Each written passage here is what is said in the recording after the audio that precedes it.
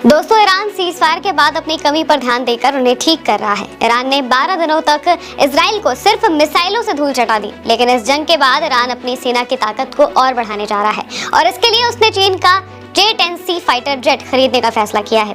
इस जेट की कीमत और खासियत क्या है, वीडियो में बताएंगे। ईरान अब नए सिरे से अपनी एयरफोर्स को बना सकता है और इसमें वो चीन की मदद लेने पर विचार कर रहा है। रूस से ईरान की Su-35 की डील पहले ही फेल हो चुकी है। ऐसे में ईरान चीन से जेट लेने वाला है। ईरान चीन से J-10C फाइटर जेट खरीदने की दिशा में तेजी से आगे बढ़ रहा है।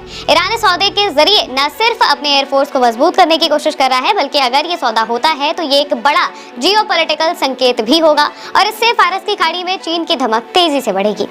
ईरानी मीडिया रिपोर्ट के मुताबिक ईरान क्षेत्रीय तनाव को देखते हुए अपने एयरफोर्स को आधुनिक बनाने के लिए चीन का रुख कर रहा है। रिपोर्ट में कहा गया है कि ईरान की वायुसेना, जिसे आधिकारिक तौर पर Islamic Republic of Iran air force के नाम से जाना जाता है, उसके पास ऑपरेशनल पावर नहीं है।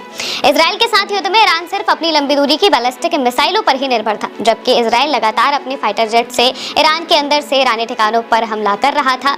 अब चीन के फाइटर जेट की बात करें तो चीन का ये फाइटर जेट काफी ताकतवर माना जाता है। J-10C को चीन में विगरस ड्रैगन कहा जाता है। ये 4.5 जनरेशन का मल्टी रोल फाइटर जेट है। ये अपने डिजाइन, डेल्टा विंग और कैनार्ड्स के साथ हवा में गोते लगाने में माहिर है। इसमें KLJ-7A AESA रडार है, जो पुराने मैकेनिकल रडार की तुलना में कई गुना ज्यादा सटीक और तेज है। इसका सबसे बड़ा हथियार PL-15 मिसाइल है, जिसकी रेंज 200 किलोमीटर से ज्यादा की मानी जाती है। ये विमान SEAD और DEAD ऑपरेशनों में भी सक्षम है, यानी कि दुश्मन की वायु सुरक्षा प्रणालियों को नष्ट करने के लिए ये अहम भूमिका निभा सकता है। अगर ईरान J-10C फाइटर जेट खरीदता है तो ये लड़ाकू विमान PL-15 मिसाइल और AESA रडार की मदद से इजराइल के विमानों को दूर से ट्रैक करके इंटरसेप्ट कर सकता है।